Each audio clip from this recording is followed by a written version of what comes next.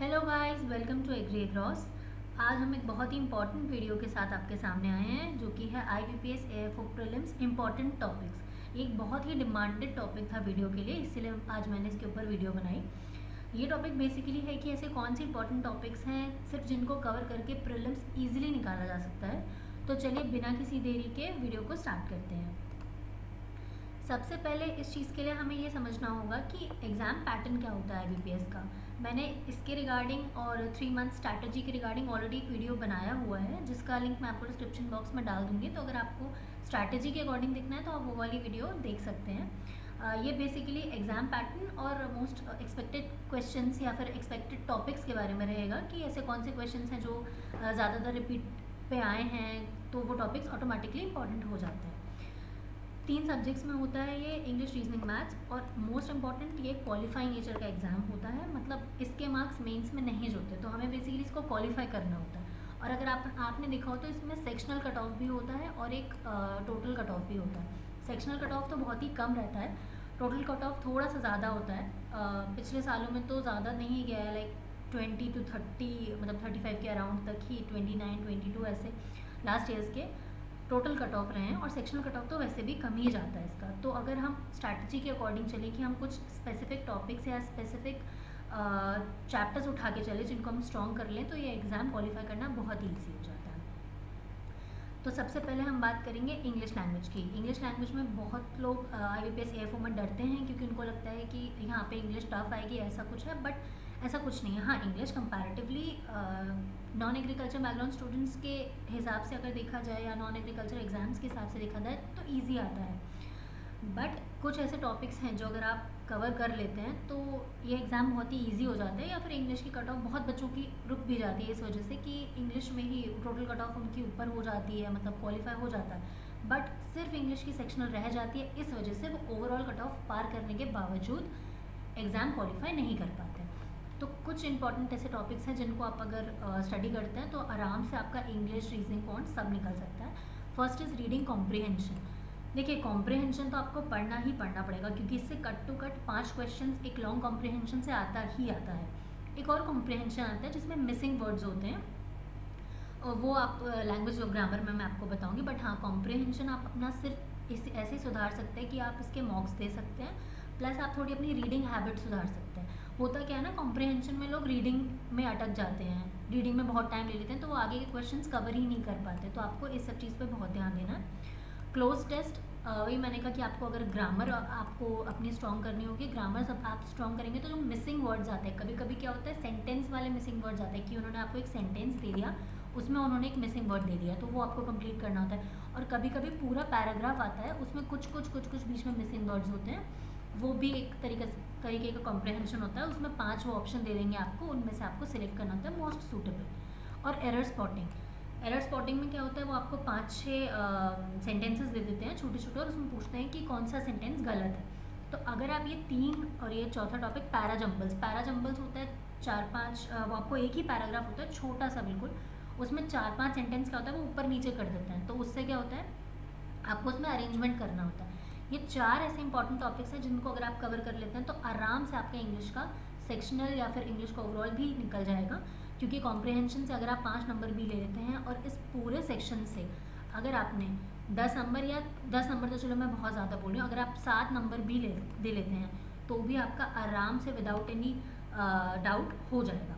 Focus on accuracy and speed, इसकी strategy में आपको सिर्फ एक्यूरेसी और स्पीड पे ध्यान देना है। और मॉक, जैसा कि मैंने कहा, आपको कॉम्प्रिहेंशन के लिए मॉक्स बहुत इंपॉर्टेंट है देना, तो वो आपको देने ही देने पड़ेंगे। आपका नेक्स्ट आता है रीजनिंग का पेपर। कभी मैथ्स का हार्ड आता है तो कभी रीजनिंग का हार्ड आता है, ये ऑल्टरनेट पैटर्न चलता है।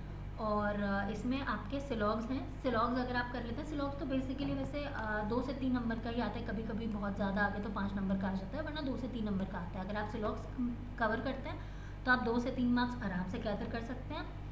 इसके बारे में मैं लास्ट में बात करूँगी, puzzles and seating arrangement. Next आता है इनइक्वालिटी, ये भी 2 से 3 नंबर की ही आती है। सिलॉग्स और इनइक्वालिटी अगर आप दोनों अपने टॉपिक स्ट्रॉन्ग करके चलते हैं तो 5 से 6 नंबर आपके हाथ में। देन आता है ब्लड रिलेशन, मैंने बीच में और इसलिए लगाया है कि डायरेक्शन सेंस या फिर ब्लड रिलेशन, दोनों के 2 से 3 नंबर के क्वेश्चंस आते ही आते हैं। और कोडिंग डिकोडिंग, इसके कभी कभी 5 आते हैं, कभी कभी 3 आते हैं, बेसिकली 3 से 5 ही आते हैं, उससे कम ज़्यादातर नहीं आते हैं कोडिंग डिकोडिंग में। तो अगर आप ये अपने ये 4 टॉपिक्स ही कवर कर लेते हैं ना, तो आपके 3 हिस्से आ गए, 3 हिस्से और 5 हिस्से मान लेते हैं अगर, तो आपके 11 से 12 नंबर तो हो गए। नेक्स्ट है पजल और सीटिंग अरेंजमेंट। ये एक बहुत इंपॉर्टेंट होता है टॉपिक। ये आएगा सिर्फ और सिर्फ प्रैक्टिस से। मैं ये नहीं कह रही हूँ कि जितनी भी पजल आएंगी आप सारी अटेम्प्ट करिए, आप पहले ये 1 लाइनर्स अटेम्प्ट करिए, जैसे कि सिलॉग्स है, इनइक्वालिटी है, ब्लड रिलेशन या फिर डायरेक्शन एंड डिस्टेंस, इन दोनों में से कोई भी एक अपना टॉपिक स्ट्रॉन्ग कर लीजिए। और कोडिंग डिकोडिंग, आप इन्हें करने के बाद आपके पास जब टाइम मिलता है तो आप इस चीज़ को देखिए कि कौन सी पजल आपको ईजी लग रही है। लाइक 1 वेरिएबल की पजल भी आती है और 2 वेरिएबल की पजल भी आती है। आप फोकस करिए 1 वेरिएबल की पजल पर, तो आप जल्दी स्कोर कर लेंगे। तो ये कुछ इंपॉर्टेंट टॉपिक्स हैं रीजनिंग के।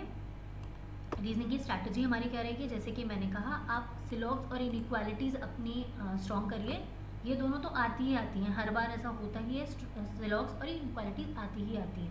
तो आपके 6-7 नंबर तो कहीं नहीं गए, वो तो हैं आपके हाथ में। उसके बाद पजल्स और सीटिंग अरेंजमेंट टाइम कंज्यूमिंग होता है, इसीलिए इसे पहले अटेम्प्ट करने की गलती बिल्कुल भी ना करें। चलिए अब हमारे लास्ट टॉपिक के बारे में बात करते हैं, विच इज़ क्वांटिटेटिव एप्टीट्यूड।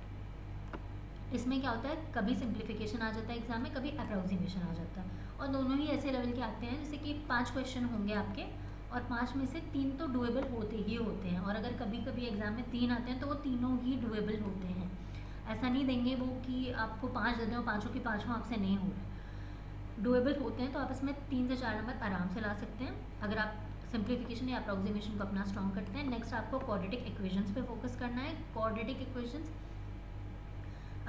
वही 3 से 4 नंबर की आ जाती हैं, कभी कभी 2 नंबर की भी आती है, बट बेसिकली देखा गया है कि ये 3 नंबर की आती ही आती है। क्वाड्रेटिक इक्वेशन अगर आप स्ट्रॉन्ग कर लेते हैं तो 3-3-6 तो आपके ऐसे ही हो गए। मतलब क्वांट का ऑलमोस्ट सेक्शनल कभी कभी 9 जाता है कट ऑफ, बट वैसे इतना ज़्यादा सेक्शनल जाता नहीं है क्वांट का भी।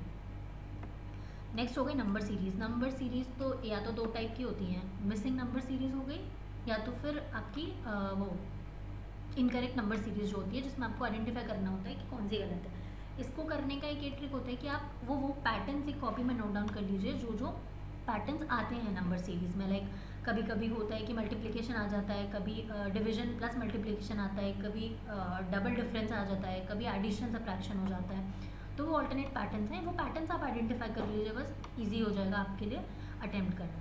फिर आ गया अरिथमेटिक। अरिथमेटिक में बहुत सारे टॉपिक्स होते हैं, लाइक आपका हो गया इंटरेस्ट हो गया, परसेंटेज हो गया, स्पीड डिस्टेंस एंड टाइम हो गया, एज बेस्ड हो गया, पाइप सिस्टर्न हो गया, ये सारे होते हैं। बट आप इसमें अगर percentage, speed distance and time और एज बेस्ड कर लेते हैं, देखिए एज बेस्ड तो एक ना एक आता ही आता है, ओके, परसेंटेज का भी वो दे ही देते हैं। और अगर आप ये दोनों ही तीनों टॉपिक ही कवर कर लेते हैं तो आपके अरिथमेटिक से 2 से 3 क्वेश्चन आराम से हो जाएंगे। और कभी कभी क्या होता है ना, DI भी लोग परसेंटेज बेस ही दे देते हैं। तो परसेंटेज एक ऐसा टॉपिक है जो आपको कवर करना ही करना है, परसेंटेज आपको बिल्कुल नहीं छोड़ना है। Last is DI। अगर आपके, मैं यही कहूँगी आपको कि आप इसमें टाइम दीजिए। अगर इससे आपको लगता है कि आपके 15 या 12-15 नंबर बन रहे हैं क्वांट में, तो अगर आप DI छोड़ना चाहते हैं, एग्ज़ाम लेवल की बात करें, प्रिपरेशन तो अभी आपको करनी है DI की, लेकिन अगर आप वहाँ छोड़ना चाहते हैं तो आप छोड़ सकते हैं। फिर जैसा कि मैंने कहा, आपको सिंप्लीफिकेशन, अप्रोक्सीमेशन, क्वाड्रेटिक और नंबर सीरीज़, ये 4 टॉपिक्स हैं, बिल्कुल आपको स्ट्रॉन्ग करने हैं, क्योंकि ये क्विक मार्क्स के ना टॉपिक्स हैं। उसके बाद DI टाइम कंज्यूमिंग होती है, तो आप अगर उसको वहाँ पे भी एग्ज़ाम में चूज़ कर रहे हैं तो वाइजली चूज़ करिए।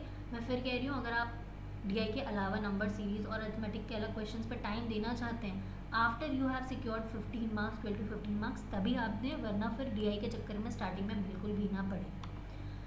Next is regular practice. ये तो बहुत ही ज़्यादा ज़रूरी होती है, जो प्रैक्टिस करता है उसी के एग्ज़ाम लेवल में भी बन पाते हैं, अदरवाइज स्कोर करना बहुत ज़्यादा डिफिकल्ट हो जाएगा। चलिए अब इस वीडियो को कंक्लूड करते हैं। Thank you for watching my video. और ऐसे ही एग्रीकल्चर रिलेटेड एग्ज़ाम्स के लिए आप हमारी वीडियो को लाइक करें, शेयर करें और हमारे चैनल को सब्सक्राइब भी करें। और अगर आप इसके अलावा किसी स्पेसिफिक टॉपिक पे वीडियो चाहते हैं तो आप वो भी हमें कमेंट सेक्शन में बता सकते हैं। अपनी इंक्वायरीज आप कमेंट सेक्शन में छोड़ सकते हैं, मैं उनका जवाब ज़रूर दूँगी। Thank you so much.